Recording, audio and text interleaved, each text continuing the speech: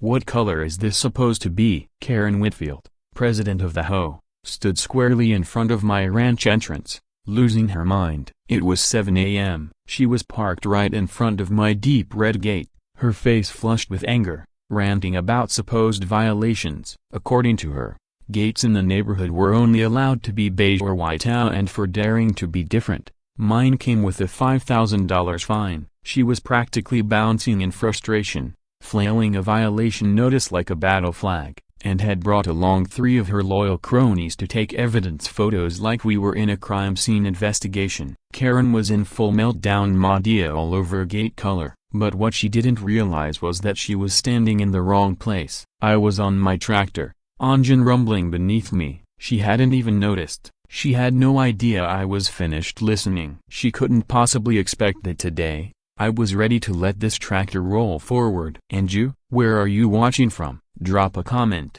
because this story about an out-of-control HOA president is only going to get crazier. Let me rewind a bit. I'm Tom Sullivan, and I've called this 20-acre patch of land home for the last 10 years. My grandfather left it to me in his will, and ever since, I've been taking care of it. The farm sits just outside a place called Willow Rest Heights. It used to be nothing but wide open farmland until about 15 years ago, when the developers moved in and the mansions started popping up. The HOA came along 5 years ago. Karen Whitfield got herself elected by vowing to clean up the neighborhood. What she really meant was turning our diverse, lively community into a dull kingdom of beige uniformity, her own personal fiefdom. That particular morning started like any other. I was sipping coffee, feeding my chickens, when I heard the unmistakable sound of Karen's shiny white Mercedes pulling up. She never came alone. As usual, she had her 3 board member minions with Hero always trailing behind like a pack of obedient ducklings. Karen stepped out in her usual power suit, probably the same one she wore back when she was a mid-level insurance manager, before the restructuring, before the younger girlfriend, before her life became about neighborhood domination. She clutched her clipboard like a sword and immediately began snapping photos of my gate from every angle imaginable. Mr. Sullivan, she barked in a voice that could peel rust, you have 72 hours to repaint this eyesore. Community standards only allow beige, white, or gray. This, she gestured wildly at my red gate, is completely out of compliance. I took another calm sip of coffee and reminded her that this farm had been here since 1952, long before the HOA existed. That red gate had been a Sullivan family symbol for generations. My grandfather painted it that color when he returned from the war, said it reminded him of the barn in Ireland where he grew up. I don't care if your gate predates fire, Karen snapped back, flipping through her clipboard like she was reading my final judgment. The bylaws, Article 4. Section 2A make it clear, all exterior features must match the approved color palette. I smiled and told her she could go ahead and take me to court. That's when her complexion shifted from red to purple. I swear I saw a vein start to twitch on her forehead. You'll regret that smug attitude, Sullivan, she hissed. You have no idea how much power I actually have. Then came the part that really made my ears perk up. Just as she was turning to leave, she spun around with a smirk and added, oh, and I'll also be reporting your chickens. Keeping livestock in a residential zone violates Ordinance 7.3. As her car rolled away, I stood there quietly with my coffee in hand, watching my Heritage Rhode Island Reds scratching around the yard. These weren't just chickens. They were part of my family's legacy, of the same bloodline my grandfather had raised decades ago. Everything on this land had history, meaning. But to Karen, all she saw were rule breaches and dollar signs. My phone buzzed. A message from an unknown number. She won't stop. Someone else is pulling the strings. I stared at the screen, unsure who had sent it or what they meant, but I was about to find out. This wasn't just some petty dispute over paint, it was the first strike in a war for the heart of our neighborhood. That evening, I sat on my porch and looked at that red gate, thinking of my grandfather. He used to say, that red gate means we're free to choose and not just follow the herd. He'd painted it in rebellion against the neighborhood nags who thought all farms should look alike. Funny how some things never change. The nags just got fancier titles and legal authority. I could hear Carlos Rodriguez, my neighbor, banging around at his garage next door. He'd had his own showdown with Karina. She fined him $2,000 for leaving a car in his driveway more than 48 hours while his wife was literally in labor. The woman was ruthless. As the sun dipped below the hills, casting a warm glow the same shade as my gate, I made a decision. Karen Whitfield had her hoe, her clipboard, and her army of sycophants, but I had something better: a neighborhood that was tired of her nonsense. What I didn't realize yet was just how tired they were, or how far Karen was willing to go to enforce her vision of beige perfection. The next morning, I called up David Bradley, an old college buddy who'd become a pretty high-powered attorney in Austin. When I told him the situation, he couldn't stop laughing. "Tom, your farm's been there since '52. She can't lay a finger on you. Your grandfather Dina, those rules came after you, so they don't apply to you." That sounded good in theory, but Karen didn't strike me as the kind of person who let legal technicalities get in her way. And I was right to worry. For the next 3 days, my mailbox became a nightmare. Every morning brought a fresh stack of violation letters, each more absurd than the last. Wrong gate color, $500. Unauthorized chickens, $1,000. Grass over 4 inches tall,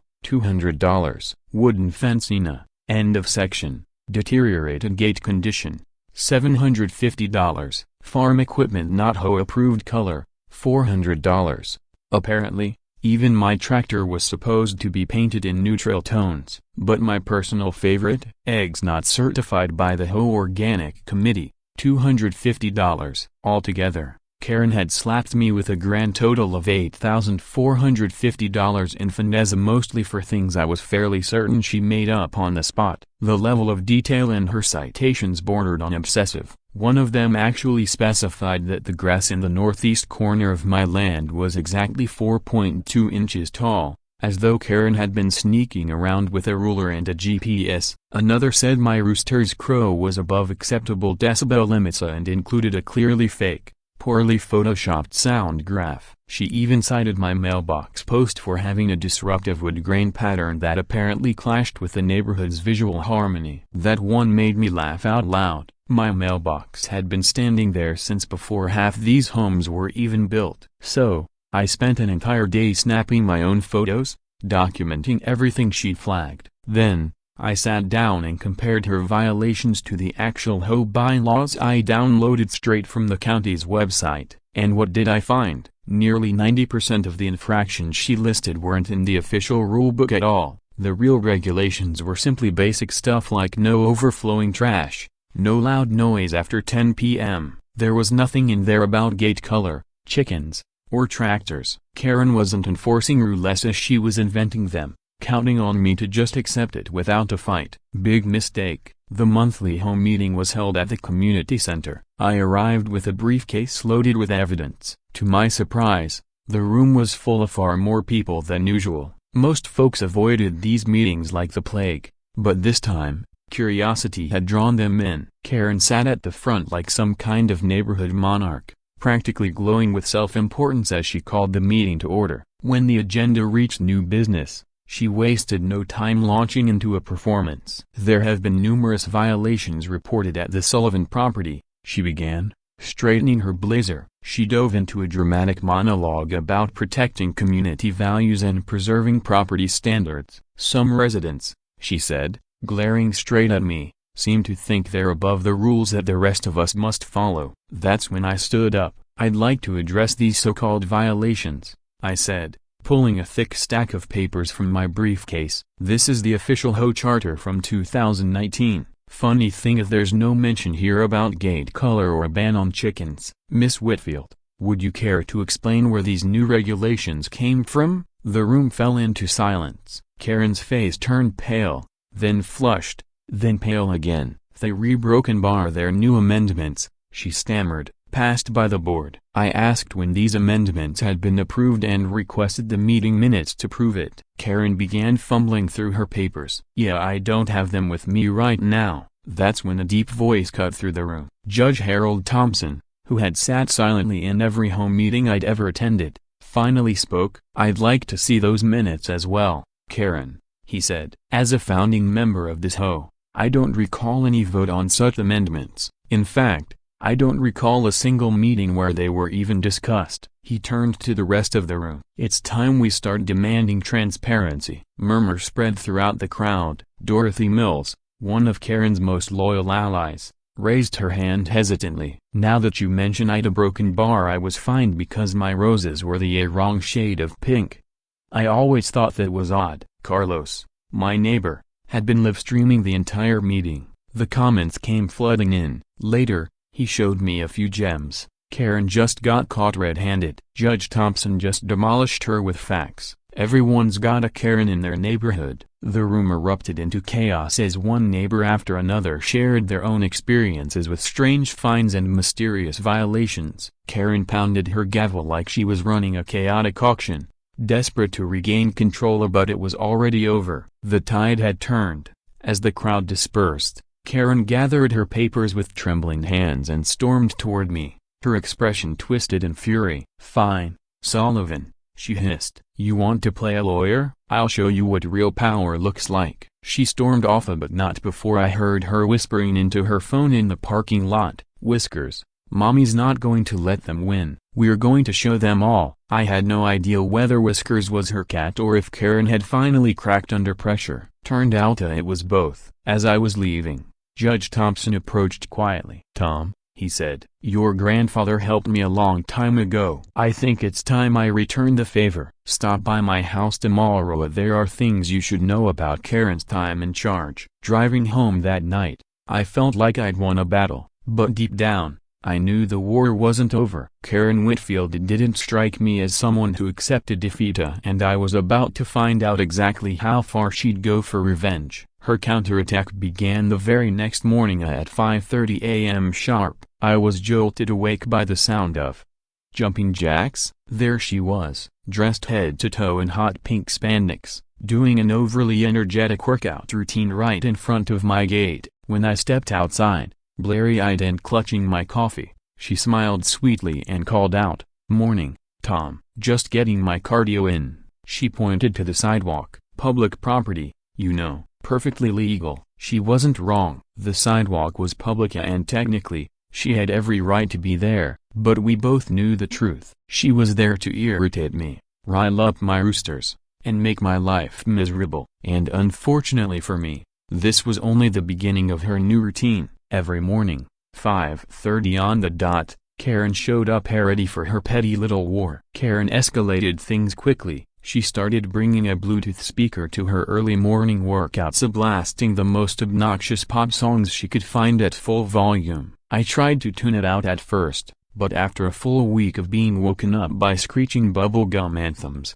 I decided it was time to fight fire with fire. The next morning, I rolled out my old outdoor speaker system and greeted her with a heavy dose of classic country. The look on her face when Johnny Cash crooned about shooting a man in Reno just to watch him die, priceless. She hated country music with a passion, and I made sure she got a fresh helping of it every time she showed up. It didn't take long for things to devolve into full-blown psychological warfare. Karen went online and started leaving anonymous negative reviews on every local farming site she could find, claiming my eggs were unsafe and my produce was grown in filthy conditions. She started filing bogus complaints with every government agency imaginably, trying to get me shut down by sheer volume. I had inspectors from the FDA, the Agricultural Board, and even the county zoning office dropping by almost daily. One FDA agent showed up saying he'd gotten a tip I was running an unlicensed food processing operation. He took one look at my 6 chickens, burst out laughing, and said, "Somebody really has it out for you." Before he left, he bought 24 eggs and asked for a business card. But the morning workouts and false reports were only phase 1 of her campaign. Next, she hired a pest control company to spray chemicals right along the fence line we shared, always timing it perfectly for when my chickens were out feeding nearby. She even mailed me a book titled How to Be a Good Neighbor, with the passive-aggressive parts conveniently highlighted in neon yellow. Her most absurd move? She filed another anonymous complaint, this time with the health department, accusing me of operating an illegal egg distribution network. The inspector who showed up, he bought 24 eggs and asked if I delivered. Then came the real punch. She officially filed a civil lawsuit against me. Her claim? My farm was damaging property values, creating unbearable noise, and violating the neighborhood's visual aesthetic. She even held a press conferencia, a press conferencia on the steps of the community center, preaching about how she was standing up for the 73% of residents who wanted the Sullivan farm gone. Carlos cut her off mid-speech. "Actually," he said, holding up a clipboard, "I ran a little survey. Only 5 people agree with her, including Karen herself." Karen, without missing a beat, replied, "Silence equals consent." Even the local news team that showed up looked more entertained than concerned. 2 weeks into our bizarre little war, one rainy night, I noticed her car parked just outside my property. No lights, engine off, just sitting there. Something about it felt off. I grabbed a jacket, walked out into the rain, and tapped on her window. She jumped and quickly wiped her eyes. For a split second, I saw something I hadn't seen before: a vulnerability. "You okay?" I asked quietly. She stared straight ahead, silent for a long moment. Then, barely audible over the rain,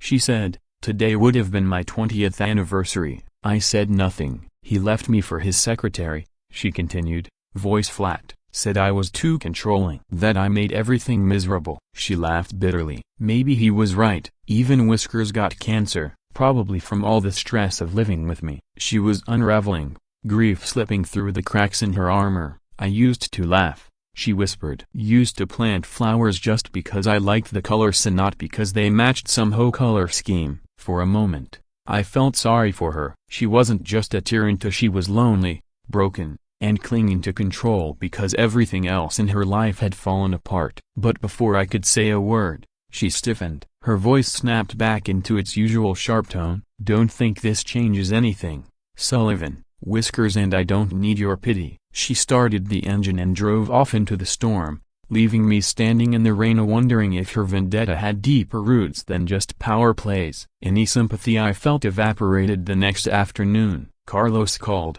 his voice tight with panic. "Tom, you need to get back here, now." Karen's finally lost it. I dropped everything and sped home, heart pounding. When I pulled into the driveway, I caught the final seconds of the disaster in motion. A hired crew was cutting down my grandfather's old gate. Not just any gate, a redwood one he built by hand 70 years ago. The one he carved his initials into when he finished it. The one my dad taught me to paint every summer as a kid. It had stood through storms, droughts, and generations of Sullivans, and now it lay in pieces on the ground, splintered and ruined. I dropped to my knees beside it, my hands shaking. Something broke inside me then, not just the wood, but something deeper. For the first time since all this nonsense started, I felt tears burning at the edges of my eyes. My grandfather used to say that gate would stand as long as there was a Sullivan living on this land. Now the land held nothing but splinters and memories. The gate was gone, and with it, a piece of my family's soul. Karen stood nearby, clutching her clipboard like a trophy, not even attempting to hide the smug grin spreading across her face. "The court issued a temporary order allowing me to remove public safety hazards," she declared. "Your gate was obstructing traffic visibility." Behind her, the hired crew looked visibly uneasy, like they knew they'd just crossed a line. "You had no right," I said, my voice hoarse with grief and barely above a whisper. Karen snapped back, practically shouting, "I had every right. This is a civilized neighborhood, not your backyard barnyard petting zoo." I stood up, slowly, fists clenched so tightly my knuckles had turned white. For one fleeting moment, I wanted nothing more than to wipe the smug look off her face. But then I saw Carlos, standing just behind me, phone in hand, recording the entire thing. I took a deep breath. Violence wouldn't fix this. But justice? Justice was still on the table, as Karen strutted off like a queen who'd conquered her kingdom. She called over her shoulder, "I'm making this neighborhood better, Sullivan. You'll thank me someday." Carlos placed a hand on my shoulder as we watched her disappear down the street. "Don't worry, amigo," he said calmly. "Everyone saw what she just did. This isn't over." He was right. Sometimes, the best revenge isn't revenge at all. It's just letting the world see who your enemy really is. Carlos uploaded the video to social media that night. No fancy editing, just raw footage titled, 70 years of history destroyed in 70 seconds. It went viral almost immediately. Within 6 hours, it had 10,000 shares. The top comment read, "I've lived here for 40 years. Mr. Sullivan always let folks borrow his tractor. Karen, she's been here 5 years and done nothing but hand out fines and grief." The outrage spread like wildfire.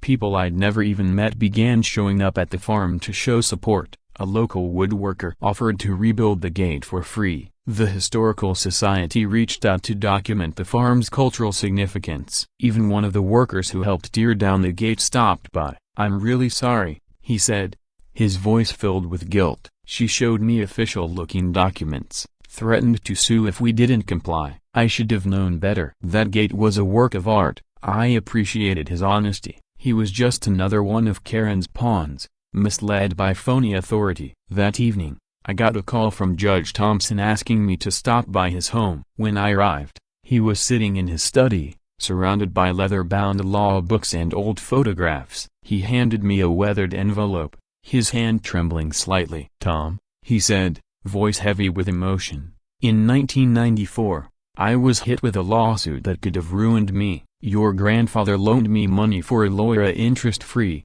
no questions asked. I owe your family more than I can ever repay." He slid a USB drive across the desk. "This is my chance to make it right." On that drive was damning evidence, email chains between Karen and her attorney, conspiring to create bogus HOA rules, financial records showing suspicious withdrawals from HOA accounts, documents that painted a clear picture of manipulation and misuse of power. Judge Thompson had been quietly building the case for months. "I stayed silent too long," he admitted. "But when she took down your grandfather's gate, that was the last straw. I helped him build it, painted it with him the first time. I should have stood up to her years ago." Meanwhile, Karen was beginning to panic. Desperate, she filed a report with the IRS, accusing me of tax evasion and claiming I was running a shady cash-only egg business. What she didn't know is that I'm meticulous with my records. When the IRS agent showed up, I handed over 10 years' worth of receipts, transaction logs, and feed invoices, everything accounted for to the last cent. He flipped through the folder, smiled, and walked away with a dozen eggs. But her stunt sparked an idea. If Karen wanted to weaponize bureaucracy, so could I. I filed formal complaints with every relevant agency. The state attorney general's office took immediate interest in the embezzlement claims. The Department of Agriculture wanted more info on her harassment of a small, working farm. Even the ACLU reached out, intrigued by the civil liberties angle of her targeted fines and fabricated rules. Karen had awakened a bureaucratic hydra and every one of its heads turned in her direction. Cornered, she got reckless. She confronted Judge Thompson in the middle of a grocery store, trying to blackmail him by threatening to expose a decades-old affair. The judge laughed. "Karen," he said casually, "my wife's known about that since 1987. We went to counseling and came out stronger. You'll have to try harder than ancient gossip." And then came Dorothy Mills. She found me at the farmer's market, looking over her shoulder nervously. "Tom," she whispered, "I can't stay quiet anymore." She handed me a folder filled with citations. "Karen fined me $300 because my roses were too red. I've been growing them for 20 years. They've won ribbons at the fair, but apparently, they clash with the neighborhood aesthetic." She wasn't alone. By the end of the day, I had a dozen similar stories of neighbors who had been fined, harassed, and silenced for years. But now, the tide was turning. Carlos, the genius troublemaker that he is, knew it was time to go big. He organized the Red Gate Festival right in front of my farm. Within days, it became the event of the season. Kids painted red gates on poster boards. I gave out tractor rides, and someone started selling t-shirts that read, "My gate, my choice," complete with a hilariously bad Photoshop of Karen's scowling face. It was part protest, part party, and totally legal. Carlos made sure every single permit was in place. Of course, Karen called the police to try and shut the festival down, but when Deputy Maria Santis arrived, she just shrugged. "They've got all the proper permits, Miss Whitfield," she said, barely hiding her amusement. "What do you want me to do, arrest kids for face painting?" I couldn't help but notice that Deputy Santis bought a t-shirt before she left. The festival wasn't just a HOA, it was a turning point. But the real shock came midway through the event. A sharply dressed man approached me, blending in with the crowd. He handed me a business card. "Sunrise Development, Mr. Sullivan," he said. "We're very interested in your situation. Be careful with Miss Whitfield, she's not acting alone." Before I could ask a single question, he slipped away into the crowd like a ghost. I stared at the card, a chill crawling up my spine despite the warm evening breeze. Why would a development company be involved in an HOA dispute? That night, long after the crowd had gone, Carlos, Judge Thompson, and I gathered in my kitchen. The table was buried in paperwork, evidence, and flash drives. A war room for a neighborhood rebellion. "They think we'll fold because of fake fines," Carlos said, grinning as he held up a new USB drive. "But wait until they see these 5 years of HOA financial records." And guess what? Karen's been using HOA funds like a platinum credit card. Over $47,000 labeled as community improvements, conveniently matching charges at luxury boutiques. Judge Thompson leaned back, arms crossed, expression grim. "She's called an emergency HOA meeting in 2 days," he said. "Sent out threats of $5,000 fines for anyone who supports you." He gave a bitter smile. "She's cracking." And desperate people, they make mistakes. After they left, I stood in the wreckage of my old gateway, staring up at the stars. The battle wasn't over, but for the first time, I felt something new, hope. Karen Whitfield had stirred something in this community. The realization that one person's tyranny only thrives when everyone else stays silent. And silence was no longer an option. The emergency HOA meeting was packed, a standing room only. People who hadn't shown up in years filled the hall, the air so tense you could feel it buzz. Karen sat at the head table, trying to hold her usual icy poise, but cracks were showing. Her makeup was heavier, her hands trembled slightly as she called the meeting to order. "Before we begin," she said, her voice pitched a little too high, "I want to remind everyone that supporting HOA rule violations comes with serious financial penalties." I let her finish the threat, then stood up slowly. "I'd like to present some information to the community," I said calmly. "May I use the projector?" Karen's eyes narrowed, but she couldn't say no without looking suspicious. I connected the USB drive. She fidgeted with her papers, muttering to herself. Then the first video began to play. The room went silent. Crystal clear security footage from the HOA office lit up the wall, and it was worse than I had expected. One clip after another revealed Karen's corruption with brutal clarity. In one, she was laughing on the phone. "Those idiots actually think HOA rules matter." In another, she stood before a mirror practicing fake tears for an upcoming board meeting, rehearsing how she'd plead financial hardship to avoid an audit. But the most damning, a clip of her saying, "Once we force out Sullivan, the rest will fall like dominoes. Then Sunrise can move in." Gasps rippled through the crowd. The next video showed Karen opening the HOA safe, counting out cash, and stuffing it into her designer purse. Another showed her forging board member signatures on official documents. And the final, most explosive clip, a Karen meeting with a Sunrise Development representative, accepting a thick envelope, and quickly tucking it into her bag. The timestamp, just last month. The room erupted. "Turn that off. Turn it off right now," Karen shrieked, lunging for my laptop. She knocked over her water in the process, but it didn't matter. I had a backup power source here just in case. "Did you really think no one was watching, Karen?" I asked, my voice steady. "Did you think you could steal from your neighbors forever?" She turned on Judge Thompson, eyes wild with rage. You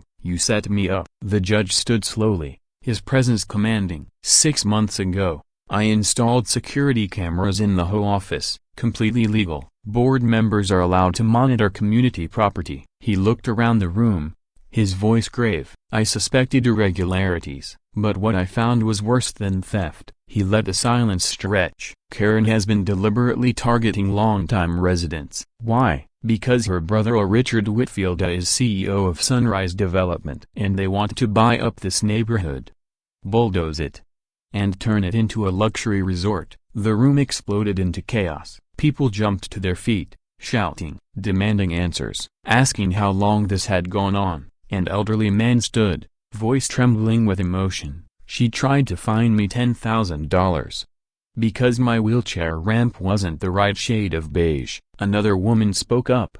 She threatened to put a lien on my home over bird feeders. The stories kept coming, each one more outrageous than the last. It became clear, what Karen had done to me was just the tip of a much darker iceberg. The room surged with fury. People called for her removal. Some yelled for police intervention. And in the middle of it all, Karen Whitfield began to crumble. Then suddenly, Karen collapsed into her chair and broke down in not the crocodile tears of manipulation, but raw, messy sobs. "You don't understand," she wailed. "I have nothing left. My husband left me, took everything in the divorce. I got laid off, said I was redundant. Even Whiskersa, my cat, the only thing that loved me, died last year. The hoe was all I had." It made me feel important again. For a brief second, the room hesitated between outrage and something like pity, but then Karen's head snapped up, her mascara had streaked down her cheeks, and her eyes gleamed with something sharp and unhinged. "But if I'm going down," she hissed, "I'm taking every last one of you with me." She grabbed her phone and dialed 911, "Help me, Tom Sullivan is attacking me, he's got a weapon," she shrieked. But her performance was cut short by the entrance of Deputy Maria Santos, who had been waiting just outside the ATIP. It was surreal. This woman who had ruled the neighborhood like a petty tyrant for years was finally being held accountably, but instead of going quietly, she made one last desperate lunge at control. "Fine," she screamed, "but you should all know everything I did was legal. My brother's lawyers made sure of it. You can't prove anything. Those videos could be deepfakes. Those are everywhere now." It was a flimsy excuse, and the crowd saw right through it, but the mention of lawyers made some residents shift nervously. Could she actually weasel her way out? Judge Thompson stepped forward, face hard as stone. "Actually, Karen," he said, "I anticipated that." He held up a folder. "These videos were reviewed and authenticated by a certified forensic expert. I also have signed affidavits from 3 board members confirming their signatures were forged on documents you submitted. And your brother's legal team, they'll have their hands full once the FBI wraps up their investigation into Sunrise Development for racketeering." Karen's face went ghost white. As Deputy Santos escorted her out, Karen turned her head and looked directly at me. Her voice was low, almost a whisper, but it sliced through me like ice. "Your tractor will be the last thing you ever see." I froze. I didn't know what she meant, but the way she said it, calm and certain, sent a chill through my spine. Judge Thompson placed a reassuring hand on my shoulder. "Empty threats from a desperate woman," he said. "Don't let it get in your head." But it was in my head. With Karen gone, the HOA board held an emergency vote. Out of 50 members, 47 voted to remove her from office immediately. 49 voted to repeal all her bogus rules and fines. All 50 voted to compensate me for the destroyed gate. It felt like just I see a broken bar, but it didn't feel finished. Neighbors came up to shake my hand, share stories, and thank me for standing up, but I couldn't shake the feeling that something was still off. Carlos noticed. "You won, amigo." "Why the long face?" I handed him my phone. A text message had come in during the meeting from the same anonymous number as before. "The sister is worse than the brother. Watch your back." Carlos frowned. "Sister? I thought Richard was her only family." That's when it hit me. We'd been so focused on Karen and Richard on the real estate scam that we missed something. Someone else was involved, and whoever it was, a broken bar. They weren't finished. That night, I couldn't sleep. Karen's words echoed in my mind. "Your tractor will be the last thing you ever see." What did she mean? Around 3 a.m., I gave up and walked out to the barn. The old John Deere sat peacefully in the moonlight, a 1952 model passed down from my grandfather. I ran a hand over the chipped green paint, remembering summer days riding on it as a kid. "Whatever happens," I whispered to the empty barn, "we'll face it together." I didn't know then how true those words would become. 2 days later, Karen posted bail. A restraining order kept her 500 feet from Willowest Heights. But Karen Whitfield never let rules get in the way of revenge. I woke up at 5 a.m. to the blaring blast of an air horn. Outside my window, she stood just barely on the legal side of the property line, 501 feet away, measured to the inch, holding a megaphone. "Sullivan," she screamed, "I'll be here every day, every hour, until you give up. She couldn't step foot into Willow-West again, but that didn't stop her. She started hiring trucks to circle the neighborhood, each one displaying bright LED billboards that read, "Tom Sullivan, a community terrorist. A broken bar destroys communities." The LED billboard blared. Karen didn't stop there. She began calling from burner phones at all hours, hanging up the moment I answered. Anonymous letters showed up in my mailbox, one of them threatening to burn down my chicken coop. I was exhausted, but I wasn't going to break. This farm had survived droughts, storms, and economic downturns. It could survive a bitter woman with too much time and too many connections. But her harassment escalated in ways I hadn't anticipated. She hired a drone operator to buzz over my land at all hours, claiming she was documenting code violations. In reality, it was just to rattle my chickens and rob me of sleep. Then came the online smear campaign. Karen created fake social media accounts and started spreading rumors that my farm was producing contaminated eggs and diseased poultry. Some of the local restaurants, places that had bought from me for years, began calling, worried about the reviews. I spent hours on the phone explaining, providing health inspection records, trying to reassure them. Some believed me, others, a broken bar, decided it wasn't worth the risk. Then one evening, Judge Thompson called. His voice carried both excitement and concern. "Tom, I've been digging deeper into Sunrise Development," he said. "Turns out Richard Whitfield isn't the sole owner. He's got a partner, a silent one." He sent over the corporate filing. My stomach turned. Rebecca Whitfield Chen, Karen's sister, married to a powerful developer out of Dallas. "She's been bankrolling everything," Judge Thompson said. "Karen, the legal fees, the harassment, it's not just personal anymore, it's business, big business." Suddenly, it all made sense. This wasn't about HOA rules or a personal vendetta. This was a strategic operation. Force out the old-timers, buy the land cheap, redevelop the entire community into a resort. And my farm? It was the crown jewel. 20 acres of prime, historical land. The one piece they needed to pull it all together. 3 nights later, I woke to the smell of smoke. The chicken coop was on fire. I sprinted outside in my boxers, grabbing the garden hose, shouting for help. Carlos came running from his house with a fire extinguisher. Together, we managed to save the birds, but the coop was a total loss. My Rhode Island Reds were huddled together, terrified but alive. Whoever did it had spray-painted the security cameras black. But Carlos, ever prepared, had installed a backup camera on his side of the fence. The footage was grainy, but it clearly showed a figure, same build and gait as Karina, slinking away through the dark. The fire investigator came the next morning. He found traces of accelerant, arson, but without clearer footage or physical evidence. His hands were tied. "I'm sorry, Mr. Sullivan," he said, shaking his head. "We all know who did this, but it probably doesn't hold up in court." The frustration in his voice matched mine. Everyone saw what was happening. Everyone knew. But Karen was a master at walking the razor's edge of legality, pushing just far enough to cause chaos without crossing the threshold of prosecution. Deputy Santos came by later that afternoon. She watched the footage, arms crossed tightly over her chest. "It's not enough for court," she said quietly. "Too distant. Could be anyone with a similar build."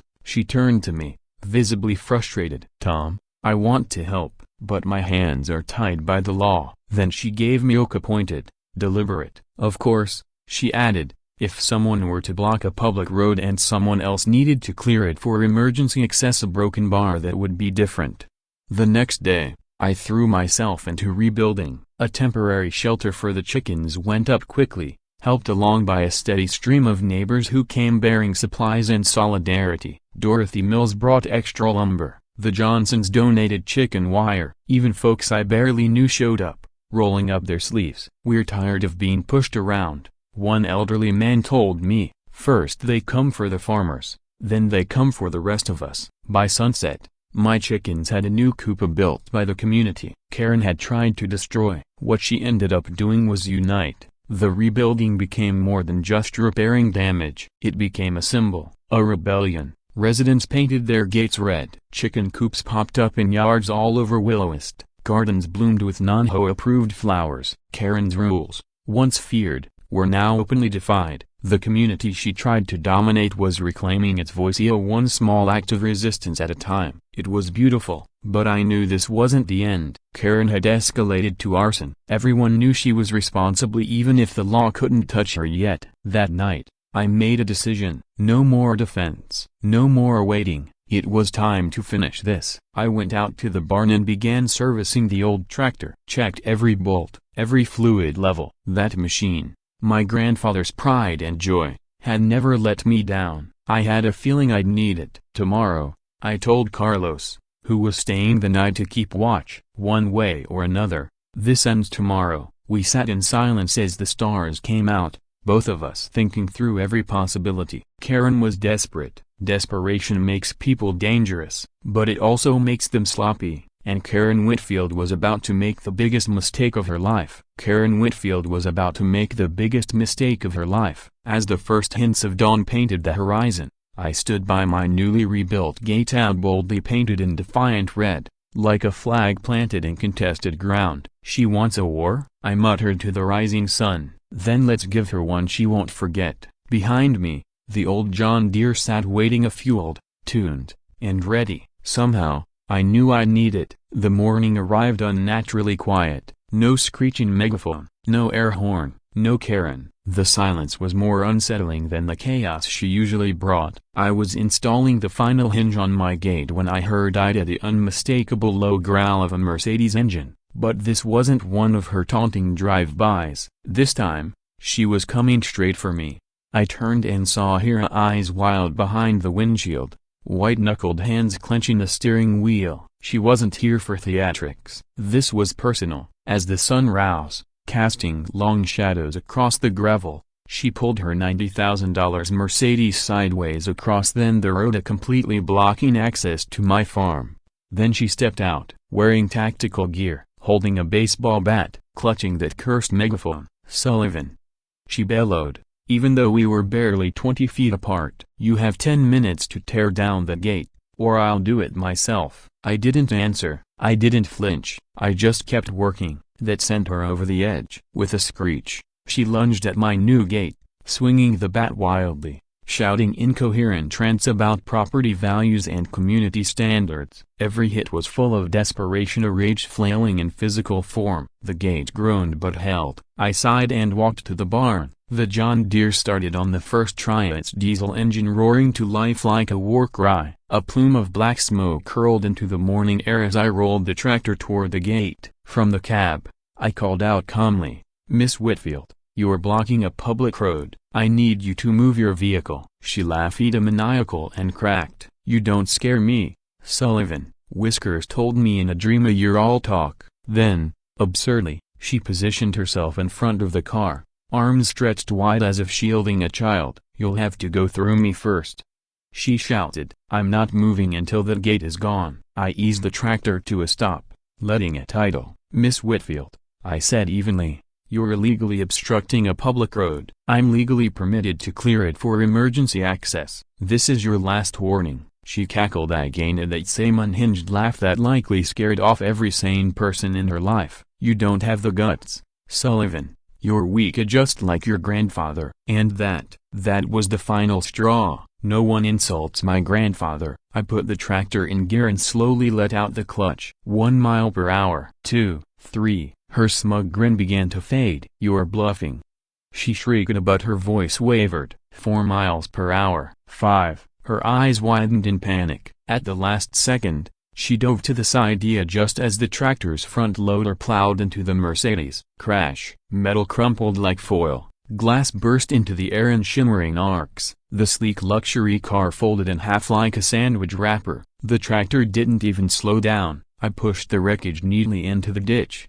where it belonged. Then I backed up, parked, and quietly returned to my gate. Karen, now on her knees beside the wreckage, wailed like a banshee. "My car, my beautiful car." She threw her arms skyward. "Whiskers, if you can see this from heaven, look how they've destroyed me." By then, the whole neighborhood had gathered. Carlos was their camera already rolling. He'd been joined by dozens of others who'd heard the crash. Phones were out. Everyone was filming as Karen dissolved into full meltdown mode. The footage would later show everything: Karen illegally blocking a public road, me issuing multiple clear warnings, her refusal to move, the slow, methodical removal of an obstruction for public safety, even her shriek tremblings a mentioning whiskers, and her apparent confession of arson were captured on multiple cameras. Deputy Santos arrived within minutes. She took in the scene, expression unreadable. Then she looked at Karen, who was still sobbing beside the mangled remains of her car. "Miss Whitfield," she said flatly, "you parked illegally on a public road and refused repeated lawful requests to move." Mr. Sullivan was well within his rights to clear the obstruction. She glanced at the cameras surrounding us. "Also a broken bar. I'll need to review the footage. I heard something about dreams from your cat and maybe an admission to a recent fire." Karen's face drained of color. She had just confessed to everything in front of the entire town, and about a dozen recording devices. She sat in the dirt, trembling, shattered. The queen of the HOA, finally dethroned. Karen sat in the dirt, cradling what was left of her Mercedes, just the mangled HOA ornament in her shaking hands. More papers spilled from the wreckage. Judge Thompson, who'd arrived moments earlier, stooped to pick them up.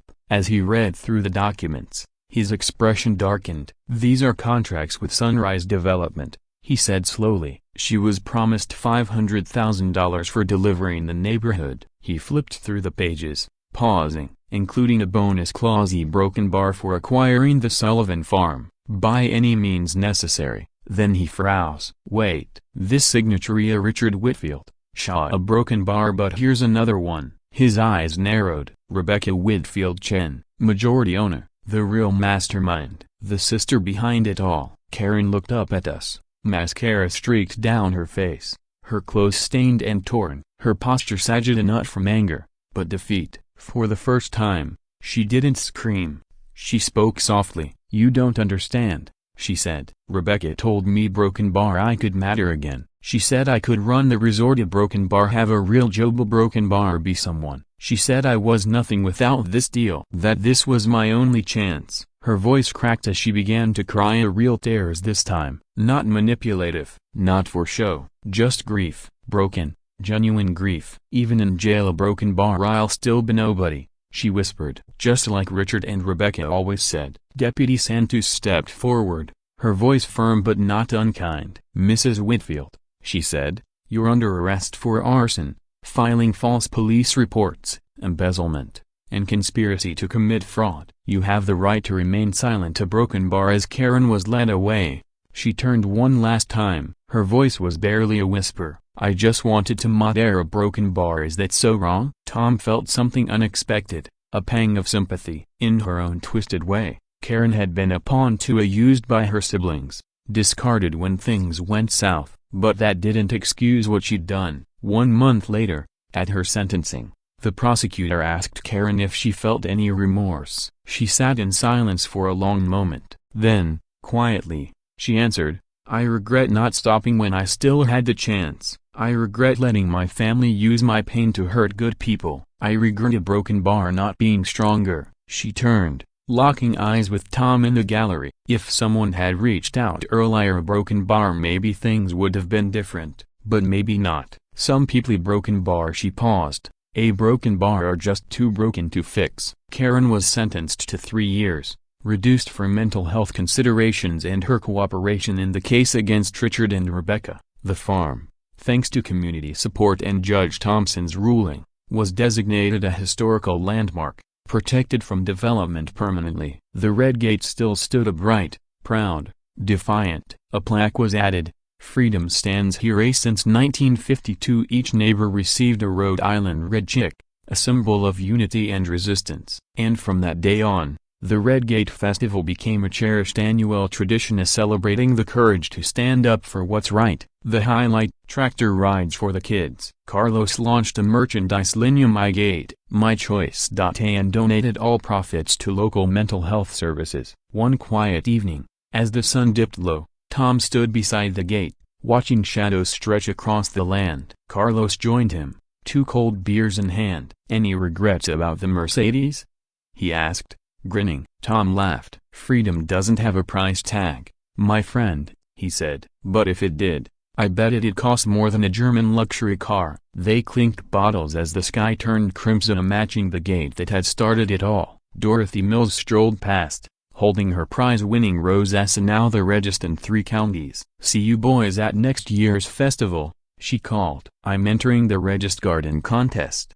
As the stars emerged, Tom remembered his grandfather's words, that Red Gate wasn't just about land, or defying in HOA. It was about freedom, the freedom to be different, to stand tall, to protect what matters. Sometimes, that means confronting bullies. Sometimes, it means showing mercy to the broken. And sometimes a broken bar, just sometimes a broken bar, it means putting your tractor in gear and moving forward, no matter who's in your way. Because in the end, like Tom's grandfather always said, freedom is worth fighting for, even if you have to do it one red gate at a time.